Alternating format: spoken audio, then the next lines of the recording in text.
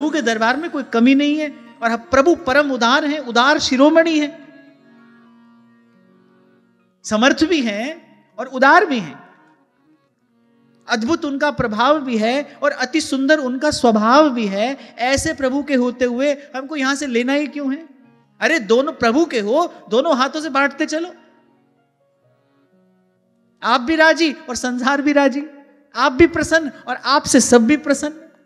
युक्ति यही है भाई, ये तो मैं आपको अनुभूत प्रयोग बता रहा हूं। युक्ति यही है, यहां तो बांटते चलो।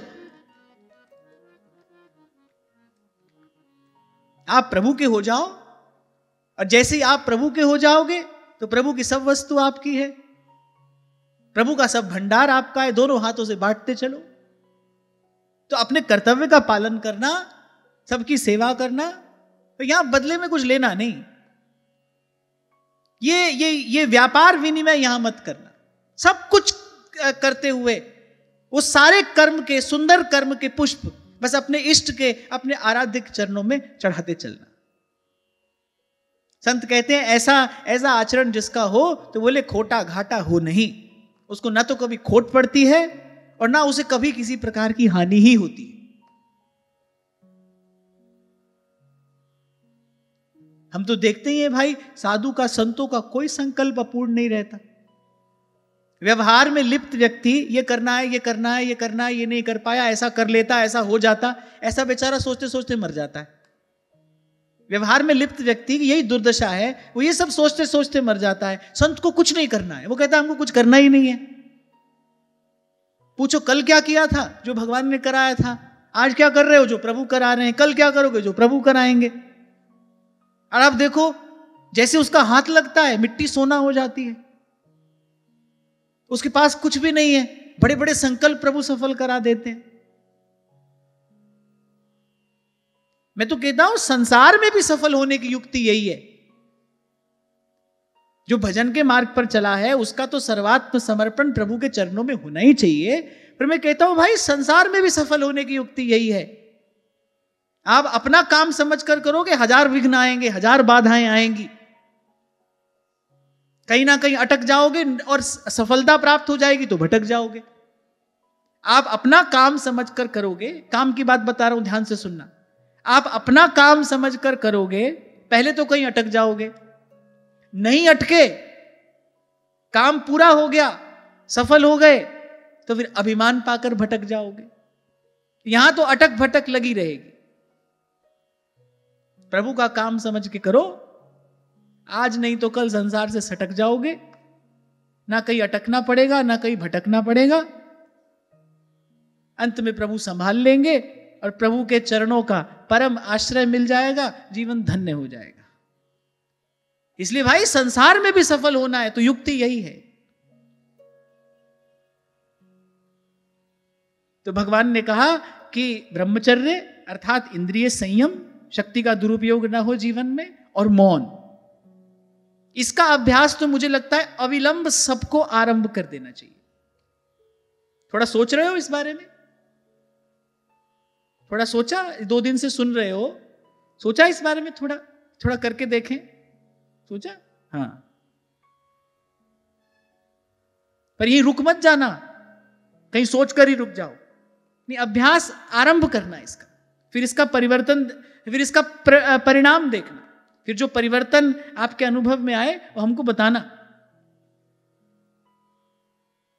और जहां हो, किसी भी प्रकार का अभाव अपने मन में न रखते हुए, दृष्टि प्रभु के चरणों पर रखते हुए, जैसे ध्रुवदास जी कहते हैं, बहुत बड़ा कार्य करने का संकल्प मेरे मन में आ गया है कि मैं निकुंज बिहारी बिहारिणी की लीला गाऊं, पर कैसे गाऊं? कुंवरी किशोरी नाम सो उपजो दृढ़ विश्वास, करुणा निधि मृदु चित्त अति, ताते बढ़ी जिए आस। तो दाजी कह रहे भाई, कुंवरी किशोरी नाम सो, एक तो हमारे जिह्वा पर श्री जी का नाम है, उपजो दृढ़ विश्वास, और बोले और हमारी श्री जी का स्वभाव कैसा है, करुणा निधि मृदु चित्त अति। करिए दोनों मानक हमारे बन गए हैं, इसलिए करिए ताते बढ़ी जिए आस। इसलिए हमको लगता है भाई ये काम हम कर लेंगे, काम तो बहुत बड़ा है, असंभव है, सिंधु ना सीप समात। तुलसीदास जी कह रहे हैं जो कार्य करने का संकल्प मेरे मन में आया है वो वस्तुतः क्या है, ऐसे सीप में कोई समुद्र भर ले, कार्य तो इतना ही असंभव है। पर कुंवरी किशोरी नाम सो उपजो दृढ़ विश्वास। हमको दृढ़ विश्वास है क्योंकि श्री जी का नाम है और हमारी श्री जी का स्वभाव ऐसा है, करुणा निधि मृदु चित्त अति। वो ना नहीं कहती, ताते बढ़ी जिए आस। मैं फिर आपसे कहूंगा भाई किए बिना तो आप हम कोई नहीं रह सकते, करना हमारी विवशता है, हम करने को हम बाध्य हैं, मजबूर हैं हम करने के लिए। अब रास्ता तो यह निकालना है कैसे करें कि कर्म के बंधन में बंधे नहीं, कैसे करें कि हमारा कर्म हमें बांधने वाले ना हो, हमें मुक्त करने वाला ना हो।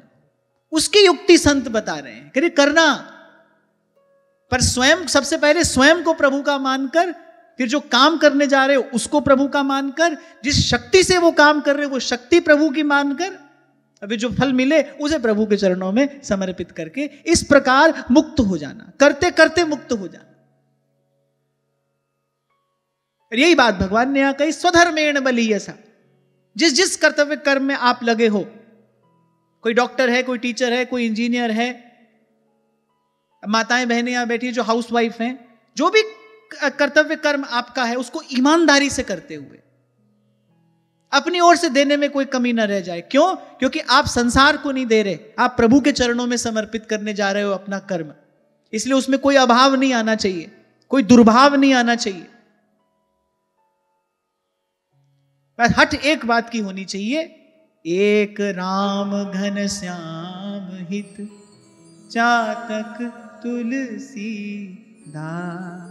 यहां गोस्वामी जी ने चातक का उदाहरण क्यों दिया? एक राम घनश्याम हित चातक तुलसीदास। कह रहे वो प्यासा मर जाता है लेकिन स्वाति नक्षत्र के जल बिंदु के अतिरिक्त वो कुछ नहीं पीता। कबीर जी तो बड़ा सुंदर एक प्रसंग सुनाते हैं अपनी वाणी में। कह रहे वृक्ष पर चातक पक्षी बैठा है,